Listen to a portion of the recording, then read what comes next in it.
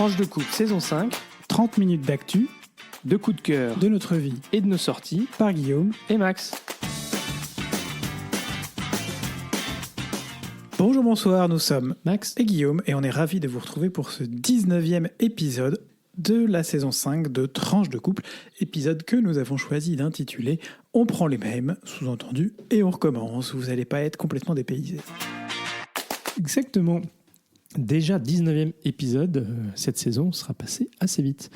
Et comme d'habitude... Parle pour toi. Comme d'habitude, on voulait vous remercier du fond du cœur pour votre écoute et bien vous suggérer de partager cet épisode pour nous aider à faire progresser l'audimat, comme on dit. Donc n'hésitez pas à le partager auprès de vos amis ou sur vos réseaux. Et on commence tout de suite la rubrique Actu. Et Guillaume, c'est toi qui nous parles aujourd'hui d'Ukraine. Alors oui, ça va être un podcast touffu avec plein d'actu sur nos questions géopolitiques et personnelles, je ne sais pas si c'est préféré, en tout cas favorites. On commence en effet par un point sur la situation en Ukraine. Ça fait au moins depuis l'épisode 15 qu'on ne vous a rien dit sur le sujet, donc c'est pas mal d'y revenir, d'autant que la situation est naturellement très mouvante. Et alors que les Russes ont lancé un nouvel assaut vers la ville de Kharkiv, sauvé déjà des assauts russes en 2022 au premier mois de la guerre, dans ce qui ressemble à une manœuvre pour élargir le front, et après quelques semaines de flottement côté ukrainien, ces derniers ont fini par habilement rééquilibrer leurs forces entre le Donbass et Kharkiv, malgré le manque de troupes et toujours de munitions, et à stabiliser ce nouveau front. On commence à parler de regrignotage des territoires pris au cours des dernières semaines par les Russes, mais rien n'est encore très clair sur ce sujet. Par ailleurs, le bombardement systématique de Kharkiv par les Russes, depuis plusieurs mois donc, a fini par avoir un effet inespéré pour les Ukrainiens, puisque suite à une tournée auprès des pays occidentaux par Volodymyr Zelensky, le président ukrainien, la majorité des grandes puissances, à commencer par le Royaume-Uni, la France, l'Allemagne, et puis finalement les États-Unis, il y a quelques jours à peine, ont accepté, en tout cas d'annoncer que ça ne poserait plus ils ne mettraient plus de barrières, que les armes, et notamment les missiles livrés à l'Ukraine, puissent, dans le cadre de la défense du pays, être utilisés pour cibler des effectifs ou des objectifs en territoire russe. Alors, avec quelques nuances, puisque il est, quand on regarde dans le détail, question d'abord d'armes de moyenne portée, 50 à 200 km, capables de toucher des cibles situées en zone frontalière ou proche, puisque c'est essentiellement de ces zones que viennent les frappes russes sur Kharkiv notamment. Par exemple, jeudi, c'est un immeuble de 5 étages dans lequel dormaient des civils qui a été frappé dans le quartier de Novobarsky, c'est ce qu'a précisé le maire de la deuxième ville d'Ukraine, Igor Terenkov. 3 personnes ont été tuées, 23 blessés. Ce sont des missiles S-300 et S-400 qui ont été lancés depuis le territoire de la région de Belgorod, en Russie, frontalière de l'Ukraine, toujours selon le bureau du procureur régional, qui fait état de 5 frappes pour cette seule journée de jeudi. Si l'OTAN n'a pas encore trouvé de position commune sur le sujet, essentiellement à cause de l'opposition de la Turquie qui souhaite donner à l'Ukraine les moyens de se défendre, mais pas de changer soi-disant la nature du conflit, Jens Stoltenberg, son secrétaire général, demande que les capitales occidentales lèvent les restrictions qui, je cite, lient les mains dans le dos des Ukrainiens. Le Kremlin a accusé jeudi l'OTAN de provoquer l'Ukraine pour prolonger une guerre insensée après un avertissement lancé mardi aux alliés de Kiev par le président russe sur de graves conséquences s'ils devaient donner leur feu vert. Mais le secrétaire général de l'OTAN a écarté vendredi à Prague les menaces russes d'escalade après la décision américaine d'autoriser l'Ukraine à frapper la Russie avec ses armes. Il n'y a rien de nouveau, ça fait partie des efforts du président russe Vladimir Poutine pour empêcher les alliés de l'OTAN à soutenir l'Ukraine, a-t-il déclaré. Moscou a naturellement réagi, notamment suite aux prises de position britanniques et françaises, deux pays, je le rappelle, dotés de l'arme nucléaire, tout comme les États-Unis, en convoquant notamment l'ambassadeur de France. La partie russe a présenté son évaluation de principe de la ligne destructrice et provocatrice de Paris, qui conduit à une escalade du conflit, a-t-elle ajouté. Selon cette source, les tentatives des autorités françaises de créer une sorte d'ambiguïté stratégique, on vous en avait parlé ici même, dans notre épisode 15, avec leurs déclarations irresponsables sur le possible envoi de contingents occidentaux en Ukraine, sont, je cite, voués à l'échec. Au-delà de cette nouveauté, plusieurs pays ont également cette semaine annoncé leur souhait d'augmenter l'aide à l'Ukraine. 550 millions d'euros de plus pour le Royaume-Uni, 1 milliard pour l'Espagne, tout petit contributeur jusque-là, 650 millions pour la Suède, notamment sur l'approvisionnement énergétique, 30 avions F-16 de la Belgique, qui contribuent par ailleurs à autour d'1 milliard d'euros juste pour 2024. Un collectif, en parlant d'avions, a d'ailleurs, dans une publication parue dans Le Monde, demandé à ce que la France et l'Union européenne aident l'Ukraine à protéger davantage son ciel, en contribuant par des envois d'avions de combat, de la formation de pilotes, dont on sait qu'il a déjà commencé, notamment sur F-16 en Pologne, mais également grâce à la vente ou l'apport de batteries de missiles solaires. Par ailleurs, la Russie a finalement été exclue des commémorations du débarquement, les 80 ans, qui auront lieu la semaine prochaine, en raison de sa guerre d'agression contre l'Ukraine, qui, elle, a été invitée à participer. En bref, on semble être sorti du marasme qui prévalait en début d'année, en attendant notamment que l'aide américaine soit votée, avec une réaction enfin des capitales et opinions publiques occidentales, et ce malgré les bris de bottes en mer de Chine et la guerre à Gaza. Mais c'est un effort de long terme qui doit surtout voir des résultats concrets pour être effectif. Tout à fait, merci beaucoup Guillaume, et on notera aussi, bien que la Chine continue d'être un soutien de Moscou, en envoyant notamment des munitions et des armes. Fait ça. Officiellement, ils n'ont pas fait ça. Ils jouent un jeu un peu ambigu, comme toujours avec la Chine. La Chine joue toujours un jeu très ambigu dans cette guerre.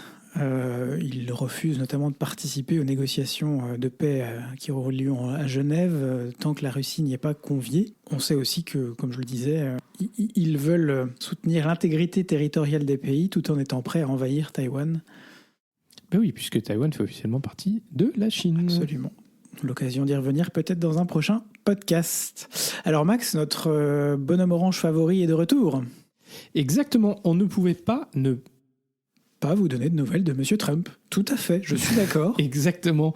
Après le verdict l'ayant déclaré coupable de 34 chefs d'accusation à New York en fin de semaine dernière. Alors revenons sur le contexte. Il s'agit du procès à New York dans l'affaire du paiement dissimulé de $130 000 à Stormy Daniels quelques mois avant l'élection présidentielle de 2016. La fraude pour laquelle il a été reconnu coupable est la falsification de documents visant à masquer ce paiement à l'ancienne star de film X en échange de son silence sur une relation sexuelle qu'elle avait eue avec lui en 2006 alors qu'il était déjà marié. Le versement de cet argent s'est fait en fait via l'avocat de Donald Trump sous prétexte de services juridiques. Et ce alors que Cohen était donc l'avocat personnel de Trump, mais que les paiements ont été réalisés par la Trump Organization, donc l'entreprise de Donald Trump. Donc déjà, vous voyez que c'est quand même pas déjà génial. Le procès a révélé que ce paiement dissimulé n'était en fait qu'un exemple parmi d'autres et que Trump avait également coordonné l'achat de récits à son encontre par un journaliste qui les mettait au placard pour éviter leur publication par différents journaux. Le procureur estime que le pot de vin versé à Stormy Daniels participait d'un plan plus large en violation des lois sur le financement des campagnes électorales visant à faire taire les personnes détenant des informations potentiellement compromettantes pour Donald Trump avant la présidentielle de 2016 que Donald Trump avait remportée. Et le procureur avait ainsi parlé de fraude électorale lors de l'ouverture du procès. Alors durant le procès, Donald Trump n'a cessé de dénoncer une chasse aux sorcières politiques visant à l'empêcher d'être réélu président des États-Unis, et il s'est aussi beaucoup acharné contre le juge Merchan qui présidait le procès. Ce lui a quand même valu une amende de $10 000 pour violation du gag order, donc l'ordre du juge selon lequel il ne devait pas commenter en public le jugement. Et bien qu'il ait déclaré qu'il témoignerait, bien sûr, pour dénoncer l'accusation dont il faisait l'objet, eh bien, il n'a finalement pas été appelé à la barre pour témoigner de manière tout à fait étonnante. Sans doute que ses avocats lui ont recommandé de ne pas venir à la barre, puisque une fois qu'il est à la barre, il est sous serment, et donc tout ce qu'il dira pourra être retenu contre lui. Il ne pourra pas mentir. Je suis choqué, on ne s'y attendait pas. Alors au bilan, les 12 jurés ont donc déclaré Donald Trump coupable sur chacun des 34 chefs d'accusation différents, et c'est la première fois qu'un ancien président n'est pas seulement inculpé, mais aussi déclaré coupable. On dit aux États-Unis convicted felon. Voilà. Ça fait très ancien, old school, felon. Un félon. Oh, j'adore ce mot. Pardon. Alors, le juge doit prononcer la sentence le 11 juillet prochain, parce qu'aux États-Unis, dans le cadre des procès, c'est bien les jurés populaires qui doivent déterminer si oui ou non l'accusé est coupable sur chacun des chefs d'inculpation, mais ensuite il revient au juge de déterminer la sentence, la punition, l'amende ou la prison. Alors ça tombe mal comme date parce que c'est 4 jours avant le début de la Convention républicaine qui devra nommer le candidat du parti républicain pour les élections présidentielles. Alors bien entendu, Trump a déjà annoncé qu'il ferait appel. Et du coup, qu'est-ce qui risque en fait notre ami Donald ? Alors, chacun des 34 chefs d'accusation est punissable d'une amende et d'une peine de prison pouvant aller jusqu'à 5 ans. Mais toutefois, une peine d'emprisonnement est jugée assez peu probable par différents juristes qui ont été interviewés, parce qu'il s'agit en fait de la première condamnation de Trump et que les faits sont non violents. On va pas se mentir non plus, l'emprisonnement d'un ancien président qui est protégé par les services secrets serait carrément un cauchemar. Et donc, dans tous les cas, on s'attend aussi à ce que Donald Trump fasse des appels pour que, en fait, le procès, enfin la sentence du premier procès soit suspendue en attendant le deuxième. De nombreux hommes politiques républicains ont dénoncé une farce de justice, tout en appelant à des dons pour la campagne de Trump. On va quand même pas perdre le Nord. D'ailleurs, ça a bien marché, je crois, non ? Et oui, ça marche, parce que le lendemain de l'annonce du verdict, Trump a annoncé que sa campagne venait de lever 34 millions de dollars, ce qui témoigne du soutien de ses partisans, et la campagne a indiqué que 30% des donateurs n'avaient pas donné auparavant. Motus. Alors de leur côté, les démocrates mettent en avant que cette condamnation finalement démontre que Trump n'est pas apte à de nouveau être président des États-Unis. Ça, on verra bien. Alors pour finir, je voulais simplement faire un petit point sur les autres procès, puisque à chaque fois qu'on a parlé de Donald Trump, on vous a parlé de la pléthore de différents procès, et on ne s'attendait pas forcément à ce que le procès à New York soit finalement celui qui se termine le plus vite. Eh bien, en fait, pour l'instant, Trump et ses soutiens ont réussi à faire reporter la date de l'ensemble des procès, ou en tout cas la conclusion de ces derniers. Donc, ces manœuvres de report au travers de différents appels, différentes accusations préliminaires et tout ça, eh bien, ça semble plutôt fonctionner. Donc pour le procès sur les interférences électorales en Géorgie, le procès n'a toujours pas débuté, puisqu'il y a eu différentes manœuvres qui visent à décrédibiliser la procureure Fani Willis. On en avait parlé la dernière fois. D'abord, il y a eu effectivement cette accusation du fait qu'elle avait eu une relation amoureuse avec le procureur spécial qu'elle avait désigné pour enquêter sur l'affaire. Bon, ça s'est clos sans trop de dégâts. Mais maintenant, c'est les parlementaires républicains en Géorgie qui ont ouvert une enquête sur le conflit d'intérêts potentiel et mauvais usage des fonds publics. Voilà. Donc ces démarches ont pour l'instant permis de repousser le début du procès, dont la date n'est toujours pas fixée. Dans le procès sur la dissimulation des documents classifiés, que vous vous souvenez, Donald Trump avait gardé à Mar-a-Lago, puis ensuite quand il y a vu les enquêteurs, enfin on lui avait fait des demandes, il les avait... un carton dans la cuisine, je veux dire, ça arrive à tout le monde. Les vieux cartons de déménagement qu'on n'a pas à part dans la salle de bain et qu'on n'ouvre pas, voilà. Alors la juge dans cette affaire, c'est une juge qui s'appelle Cannon, et donc cette affaire, elle se tient en Floride. Puisque Mar-a-Lago est en Floride. Et en fait, cette juge, elle a été nommée par Donald Trump. Ça, c'est pas de chance. Et elle a réussi finalement à ralentir substantiellement les choses, puisque en 10 mois, depuis que le procès s'est ouvert, il y a 10 mois, il y a seulement 7 audiences publiques qui se sont tenues. Et on se souviendra que les avocats de Trump avaient initialement demandé à ce que le procès soit complètement reporté après les élections présidentielles, donc 1 an et demi plus tard, au motif que les documents étaient trop nombreux. A priori, Donald Trump savait ce qu'il avait pris, puisqu'il voulait absolument les cacher. Alors le dernier procès, celui sur l'insurrection du 6 janvier, il est toujours bloqué par un appel que Trump a fait auprès de la Cour suprême, sur l'immunité présidentielle dont il aurait disposé. Donc du coup, il était exempt de toute attaque. Et il faut quand même dire que même si les audiences ont eu lieu en avril dernier, la Cour suprême n'a toujours pas rendu sa décision. C'est sans doute un hasard tout à fait fortuit. Mais du coup, ça permet de gagner un peu de temps. Merci Max. Et ça fait quand même des procès au cul. Pour une seule personne. Alors, on ne sait pas quel sera l'impact de cette décision, en tout cas à New York. Il y a une estimation qui disait que à peu près 10% de l'électorat de Trump pourrait ne pas voter pour lui en raison de ce procès. Bon, ça suffirait largement pour faire changer les choses aux élections aux États-Unis, dont on sait qu'elles se jouent à peu de choses en ce moment. Oui, mais on verra aussi, parce que bon, les sondages, c'est pas toujours forcément le truc le plus fiable. Ah ça, on est bien d'accord. Et alors, puisqu'on parle d'élections, peut-être Guillaume, aujourd'hui, c'est toi qui nous fais un petit tour d'horizon ? Rapidement, je voulais quand même rendre un service civique dans ce podcast à quelques 8 jours des élections européennes désormais, et faire un petit tour d'horizon, pas tous, mais des petits partis en France, parce qu'on commence à se dire que finalement il n'y a que 8 listes en jeu, parce qu'on commence à se dire que finalement il n'y a que 8 listes en jeu, parce qu'on va pas se mentir, on commence à en avoir un peu ma claque de voir leur tronche à la télé H24, surtout les deux premiers. Parce que malheureusement, le mode d'élection fait que seule liste à plus de 5% auront des élus. On oublie qu'il y aura en réalité un choix à faire, non pas entre 8, mais bien entre 34 listes pour les européennes en France. Petit aperçu non exhaustif pour vous donner un peu une idée de ces listes à la marge avec une dizaine de listes supplémentaires. On a le parti animaliste, d'abord 2,2% des voix en 2019, orientés vers le respect et le bien-être des animaux notamment. L'Alliance rurale de notre ami Jean Lassalle, inénarrable ex-député ex-centriste à la verve inégalée qui souhaite porter les valeurs de la ruralité au Parlement européen et mettre fin à l'inflation normative qui entrave nos libertés et condamne notre art de vivre, aux côtés notamment du chasseur Willy Schramm. Oui, on aime bien les grands écarts dans ce podcast, vous le savez.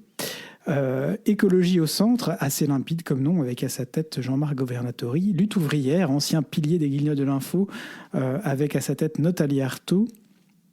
Nouvelle donne, Allons enfants avec Pierre Laroturu, liste de gauche, allié en 2019 avec la liste Place Publique PS, mais pas cette année. Florian Philippot à la tête des Patriotes, 0,65% des votes en 2019, mais franchement c'est pas grave.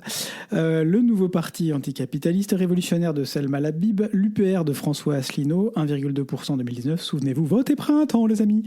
Free Palestine, 0,13% en 2019, Europe Territoire Écologie avec Guillaume Lacroix du Parti radical de gauche, Écologie positive et territoire avec Yann Verling, ancien président des Verts qui prône une écologie réaliste, constructive et pragmatique, pour une humanité souveraine avec Léopold Édouard Debers-Seulsin, oui, tout ça, qui souhaite promouvoir la souveraineté des peuples, le développement durable, la protection des droits de citoyenneté dans les Caraïbes et les Antilles, la protection de l'enfance et une meilleure gestion de l'eau dans les dom-toms. Decidemos avec Philippe Ponche qui prône une réelle démocratie similaire au modèle suisse, la souveraineté populaire ainsi que l'instauration du référendum d'initiative citoyenne européen confédérale. Eh oui, tout ça. Le Parti révolutionnaire communiste, décidément, je ne savais pas qu'ils pouvaient se payer le luxe d'une telle division, les communistes, avec Olivier Terrien. Le Parti pirate avec Caroline Zoom, 0,21 en 2019. Le Parti des citoyens européens d'Audric Alexandre, c'est Alexandre son nom et Audric son prénom, qui prône une Europe fédérale pour bâtir un avenir plus sûr, plus protecteur et plus durable. Le Petit Parti pose notamment la création d'une armée européenne d'ici 2030, mise en place d'un système fédéral d'assurance maladie, d'assurance chômage, d'assurance retraite, ou encore de soutenir des entreprises en investissant 3% du PIB dans la recherche et l'innovation, 0,03% en 2019. Pourtant, si c'était moi, enfin bref. Equinox avec Marine Chollet, créée par des jeunes âgés de 20 à 30 ans, soucieux de mettre leur distance avec le progrès technique, qui ont pris conscience des nécessaires changements dans nos modes de vie et la complexité des enjeux.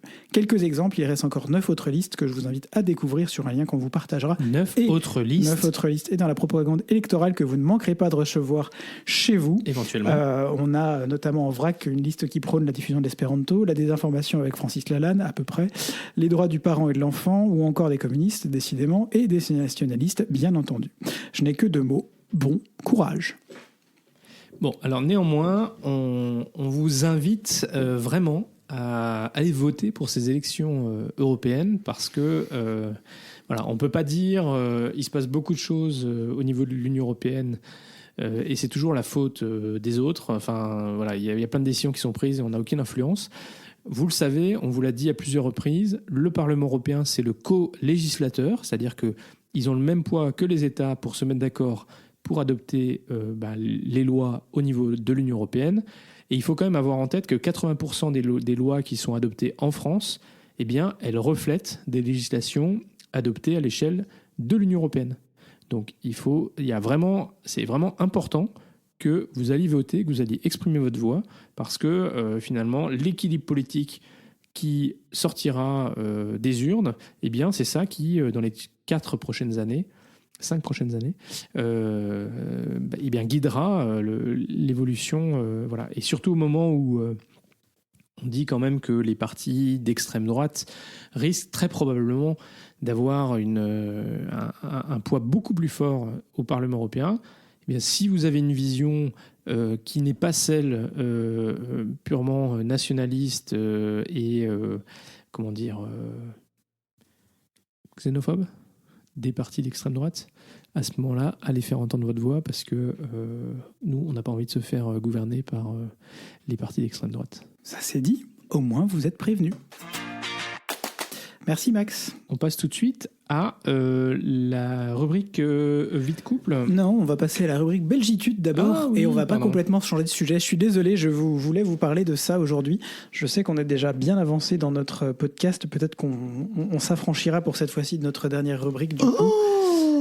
Et on la fera la fois prochaine. Mais Mon je Dieu. voulais vous parler dans ce point Belgitude, toujours lié aux élections européennes.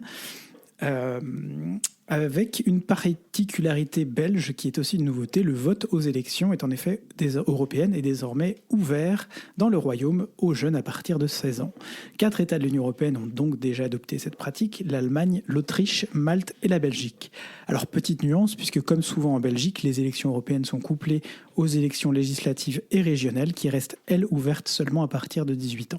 La raison, une certaine prudence politique quant aux enjeux des différentes élections qui souhaitent donc faire de ces européennes un test avant d'étendre ce droit à d'autres scrutins.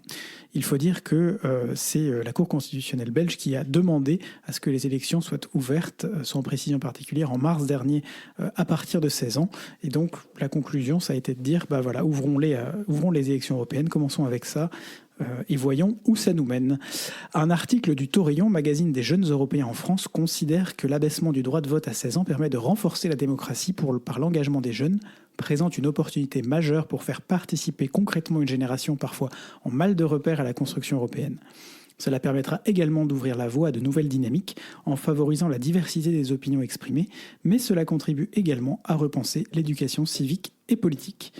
Un certain nombre d'études ont montré, je cite notamment aux États-Unis, que l'abaissement de l'âge électoral rendrait possible un accompagnement des premières expériences électorales, accompagnement par les familles et surtout par les établissements scolaires.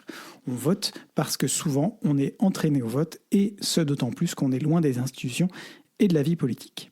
On ne va pas voter comme ça du jour au lendemain sans être entraîné par ses parents, par une discussion avec des amis, souligne Céline Braconnier, professeure de sciences politiques, spécialiste de la participation électorale sur France Culture. Alors, est-ce que ce ne serait pas l'occasion de remplacer les cours d'éducation civique ou de religion, MDR, par des cours de sciences politiques dès le plus jeune âge pour donner des clés dès que possible aux citoyens du futur et aux futurs citoyens de leur pays? La question est posée. Merci beaucoup Guillaume, et je me souviens quand j'étais enfant d'aller avec mes parents dans l'isoloir, et c'est aussi du coup l'occasion de poser des questions et pour les parents de se poser peut-être aussi voilà, de réfléchir comment expliquer le sens du vote, et c'est important, et surtout les différents partis et qu'est-ce que ça représente. Et ça nous fait une excellente transition vers notre rubrique vie de couple du coup. Parce que j'ai aussi ce souvenir effectivement d'avoir accompagné mes parents assez tôt pour aller voter. Alors pas jusque dans l'isoloir, j'ai pas ce souvenir-là, d'autant qu'en principe c'est interdit. Mais à l'époque, à la campagne où j'étais. À la campagne. Je n'ai pas ce souvenir-là, mais peut-être que je me trompe. Mais j'ai effectivement le souvenir d'avoir accompagné mes parents régulièrement aux élections. Et je me souviens aussi que mon père, c'était à l'époque présenté aux élections municipales. Et puis surtout que c'était une de mes premières expériences de le voir en tant qu'assesseur au cours de ces élections, et c'est l'occasion de rappeler l'importance aussi de l'engagement bénévole pour la démocratie. Pour les élections, quand on va voter à Bruxelles, c'est toujours une grande aventure. Alors cette année, Max n'aura pas la joie de vivre ça, puisque c'est Bibi qui va voter pour 2. On va au bout du monde, dans le centre des expositions, parce qu'il faut quand même un endroit assez... parce qu'il y a, je sais pas, il y a une trentaine de bureaux de vote. Ouais, il y a 60 000 inscrits sur la liste électorale française en Belgique. Donc vous imaginez, c'est l'équivalent d'une ville comme Annecy, finalement. Ou dans un seul endroit, il y a tous les bureaux de vote. Et dans un seul endroit, il y a tous les bureaux de vote, donc il y en a pas mal. Après, il n'y a pas 60 000 personnes qui votent. Les Français de l'étranger sont reconnus pour être des grosses feignasses démocratiques. On va pas se mentir. Nous, on a voté à chaque fois depuis qu'on est arrivé en Belgique. Mais voilà, il y a ce souvenir de... Donc on a été assesseur 1 an. Et puis, on a été, comment ça s'appelle aussi le soir, on a aidé au dépouillement une fois aussi, une autre fois, je ne sais plus quand, la même année, ou un truc comme ça. On a fait le 2e tour des présidentielles et le 1er tour des législatives, ou un truc comme ça. Ouais. On a été assesseur 2 fois. Et ça montre l'importance aussi de donner ce temps à la démocratie pour que les résultats qui sont donnés et qui sont distribués le soient en toute transparence. Et d'ailleurs, on vous rappellera que pour le dépouillement est quelque chose de public. Donc même si vous n'êtes pas, si vous ne participez pas au dépouillement, emmenez vous pouvez venir avec vos enfants pour voir comment se passe le dépouillement. Personne ne pourra vous en empêcher. Ou alors si on vous en empêche, c'est que là vous pouvez commencer à porter plainte parce qu'il y a un vrai souci. Alors, je voulais par ailleurs donc reprendre au bon, puisque Guillaume a dit que je ne serais pas là. Et bien, si vous non plus, vous n'êtes pas là pour ces élections, il est encore temps de faire votre procuration. Alors, le processus a été vraiment simplifié. En fait, vous faites votre procuration sur le site servicepublic.fr et ensuite, pour les Français bien sûr, et ensuite, il vous suffit de vous rendre en mairie simplement pour valider votre procuration en mairie ou à la police peut-être. Et donc ça, c'est quand même relativement facile parce que du coup, vous n'avez pas forcément besoin de prendre un rendez-vous. En tout cas, moi qui ai été au consulat pour faire valider ma procuration, je n'ai pas eu besoin de prendre rendez-vous. Et alors, si vous avez la nouvelle carte d'identité, la petit format, et l'application France Identité, eh bien, c'est aussi l'occasion, lorsque vous rendez dans une mairie, alors pas toutes les mairies ont ça, mais regardez bien, ou un commissariat de police, vous pouvez faire valider en fait votre application France Identité.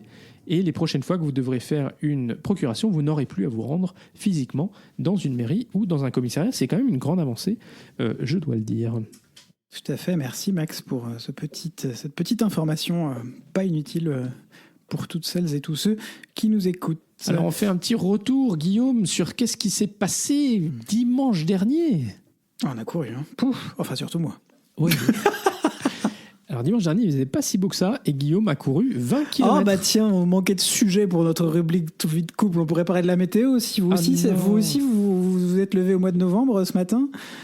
Ah mince. Enfin bref, pour revenir à dimanche dernier, oui, voilà, j'ai couru 20 km. C'était bien, c'était cool. J'ai fait un bon temps, je me suis rendu compte que, en fait, quand on s'entraîne, du coup, derrière, on a des résultats en sport. Enfin, et c'est sans doute pareil pour plein d'autres choses, mais j'ai toujours été un peu... je vais pas dire fainéant, je vais pas dire le poil dans la main, mais toujours à ne faire juste que le strict nécessaire. Et le fait de se donner des challenges, des défis, de se lancer des défis, notamment sportifs, c'est aussi une bonne chose pour se rendre compte. Et moi, ça fait partie des choses qui, au quotidien, finalement, me motivent, en plus de me défouler, effectivement, à faire 30 à 40 km de course par semaine. Ça me donne voilà, des défis, ce genre de moments, notamment les 20 km, me donne l'envie de me dépasser et de me dire que cette année j'ai fait 1h29, l'année dernière j'avais fait 1h42. Est-ce qu'on vise ça paraît quand même tendu de viser 1h15 l'année prochaine, mais on peut déjà viser 1h25, on ne sait pas, sur un malentendu. Oui, l'essentiel, Guillaume, tu l'as bien dit, c'est d'avoir le temps de se préparer. Absolument, tout à fait. De courir en amont. Ceci prend du temps. Il faut du temps. Il faut savoir qu'il faut se motiver, même les jours où on n'est pas motivé. C'est ça qui est le plus dur avec plein de choses dans la vie. Le sport, les démarches administratives. Il faut se motiver pour les faire une bonne fois pour toutes. C'est un mauvais moment à passer ou un bon moment. Enfin, peut-être pas trop pour les démarches administratives, mais en tout cas, c'est un moment à passer. Et une fois que c'est fait, on voit le résultat, on est heureux, finalement. Bon, exactement. Et puis, on s'est dit quand même aussi, ou je me suis dit, que je voulais quand même faire un petit commentaire sur le mois de mai, parce qu'on a eu un mois de mai extraordinaire en termes de nombre de jours fériés. C'était vraiment très, très chouette. Mais du coup, je dois dire qu'en tout cas, pour ma part, au boulot, ça a accru quand même vachement la charge de travail, parce que c'est pas parce que tu as un jour férié que le boulot doit pas être fait et que tu dois pas réussir à tout faire. Alors que moi, d'avoir l'avantage, c'est comme je bossais aussi les jours fériés, bah du coup, la charge de travail... Ça pourrait être aussi un sujet. Oui. Voilà, donc on ne vous cache pas, cette fin de mois de mai, début de mois de juin est quand même... Chaud biloute. Voilà. Alors c'est marrant parce que j'ai l'impression qu'on n'arrête pas de se répéter sur ce sujet depuis la première saison de ce podcast. C'est le mois de mai non, c'est que du fait qu'on a quand même beaucoup de boulot et on court un peu après le temps. Vous devez peut-être vous en lasser un petit peu. On est désolé, par avance. Non, mais enfin, si vous nous connaissez, vous savez que c'est un peu notre vie. Hein. Oui, ce serait bien que ce soit pas complètement toujours que le cas. Mais bon, c'est des choix dans la vie. Et c'est bientôt l'été. C'est bientôt l'été. On aura l'occasion de vous en reparler d'ailleurs dans un de nos prochains podcasts. On va pouvoir vous dire probablement d'ici au prochain podcast d'ailleurs combien il reste de podcasts dans cette saison. On n'a pas encore vraiment décidé. Ça va un peu dépendre de nos disponibilités dans les week-ends qui viennent. Il y en aura au moins un, ça c'est sûr. 2 peut-être. 3, on ne sait jamais. Et oui, Guillaume est... Je veux être optimiste. Je veux qu'on vous offre une saison de podcast full. Donc voilà, je veux dire, ça se travaille tout ça. On vous tiendra au courant. Et je crois qu'on aura aussi besoin de vacances à un moment donné. On a quelques petits projets pour l'été. Oui, mais on y reviendra plus tard. Voilà, et sinon, on a dépassé les 6500 téléchargements depuis le début qu'on a commencé Tranche de couple, donc ça c'est quand même plutôt chouette. Merci beaucoup. Et non, dernier quand même petit sujet de Tranche de couple. On voulait parler comfort food, on voulait parler de la cuisine et de faire des petites choses qui nous font plaisir, Guillaume. Mais oui, parce que je suis rentré hier soir tard d'une longue après-midi et soirée au travail et Max avait commencé à préparer une super recette qui vient d'un livre qui s'appelle les recettes de la supérette, c'est ça ? Tout à fait. En gros, l'idée de ce livre-là, et on remercie Jeanne et Mayol qui nous l'ont offert, l'idée c'est ils vous mettent des recettes pour faire tous les gâteaux en gros que vous achetez en supermarché, mais cette fois pour les faire maison. Et donc, on a fait des petits sablés avec le chocolat à l'intérieur. Super bon. Et on remercie également Lucie de Laironière qui s'avère être une co-collègue de promo de Sciences Po de Max. Mais voilà, il n'était même pas au courant. Bah voilà. C'est elle qui a écrit le livre de recettes. Comme quoi, Sciences Po, ça mène à tout. Ah bah ça, on le découvre tous les jours.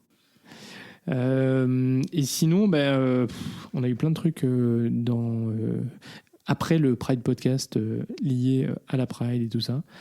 On y reviendra probablement dans des épisodes futurs. Mais voilà, ça montre que c'est toujours important d'être visible. Et il y a une très belle phrase qui dit parce que parfois certains se posent la question pourquoi est-ce qu'il n'y a pas de hétéro podcast, hétéro Pride.